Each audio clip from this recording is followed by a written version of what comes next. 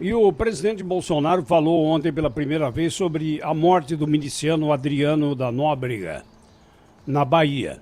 O policial perdeu a vida num confronto em que havia PMs da Bahia e do Rio de Janeiro.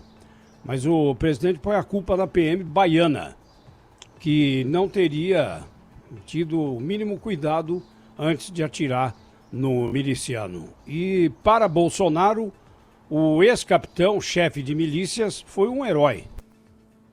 Quem matou o capitão Adriano foi a PM da Bahia. Mais ainda, medalha em 2005. Ele foi condenado à primeira instância e absolvido em segunda. Não tem nenhuma sentença tentada e julgada condenando o capitão Adriano por nada, sem querer defendê-lo. Desconheço a vida pregressa dele. Naquele ano, ele é um herói da Polícia Militar.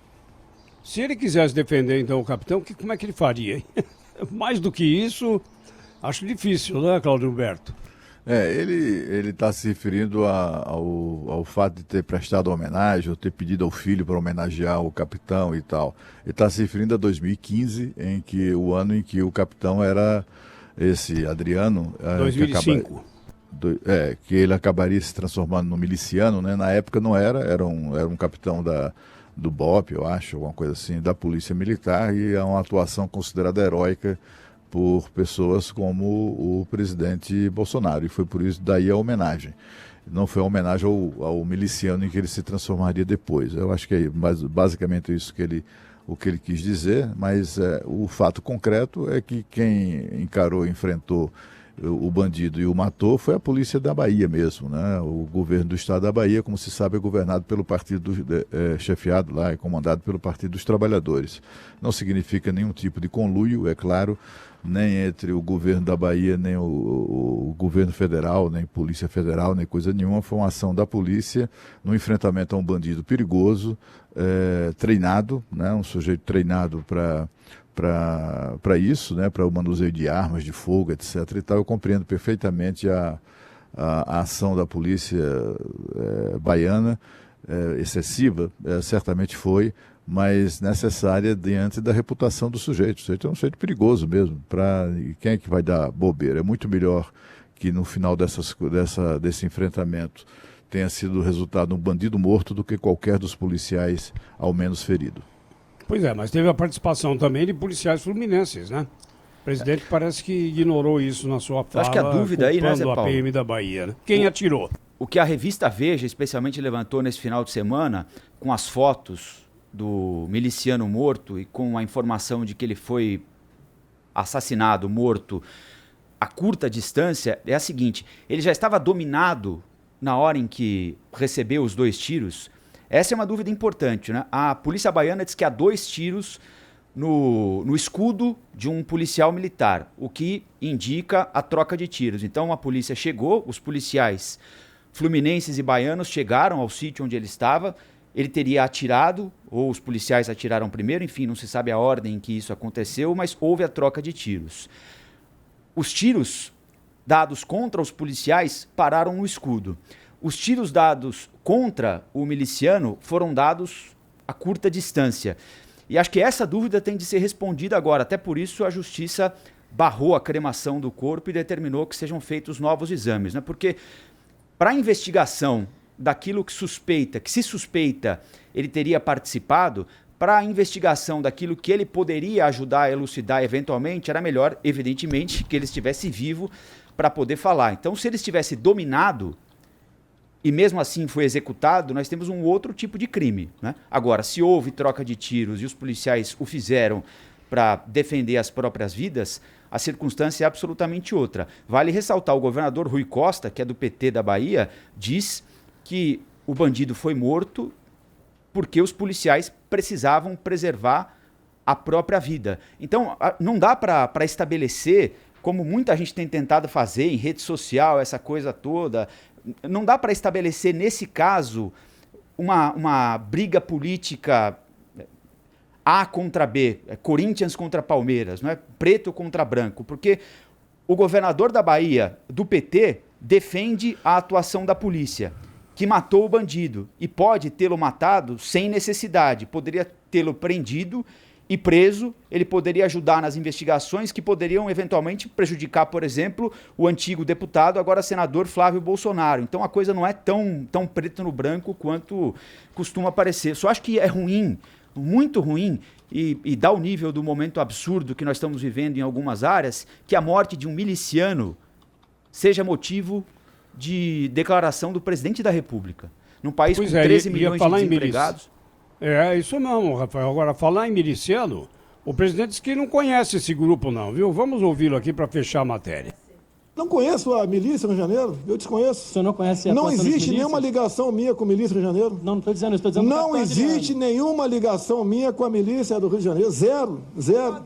O Adriano eu conheci pessoalmente em 2005, nunca mais tive contato com ele. O senhor acha que ele pode ter mudado? Não estou aqui para falar sobre hipótese, investigação. Mas o motivo da morte dele teria sido qual? Olha, a imprensa está dizendo que é queima de arquivo. O presidente se dispôs a falar, né, Rafael? E ouviu o que ele não queria, né? De perguntas. Agora, por que o presidente é perguntado a respeito disso? Né? Ele é perguntado a respeito disso porque no gabinete do filho dele trabalhava o Fabrício Queiroz, que por sua vez empregou até 2018 a mulher e a mãe desse miliciano morto. O Fabrício Queiroz, quando desapareceu, foi para uma área dominada pelo escritório do crime. Então, é uma situação constrangedora para o presidente da República e para o país como um todo, né? Porque ao invés de o presidente ser perguntado sobre desemprego, fila do INSS, sobre problemas macro, relacionamento com outras nações, ele é obrigado a ficar respondendo sobre o assassinato de um miliciano.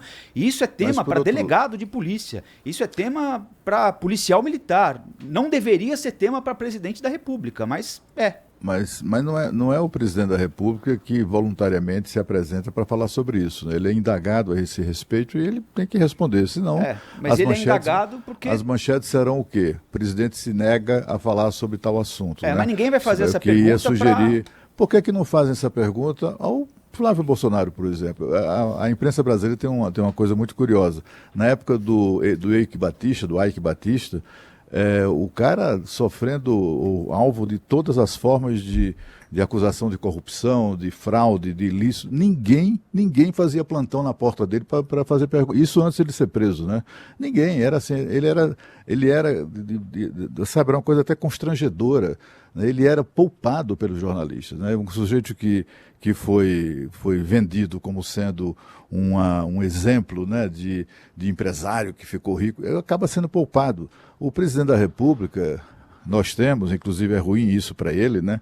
Ele é o presidente até hoje que mais falou com a imprensa. Não há nenhum caso, nenhum outro presidente antes dele que tenha falado, que fale tanto, embora manifeste desagrado, embora esculhambe com jornalista, esculhambe com órgãos... De banana, né? Ele deu uma banana. De banana. Mas se expõe.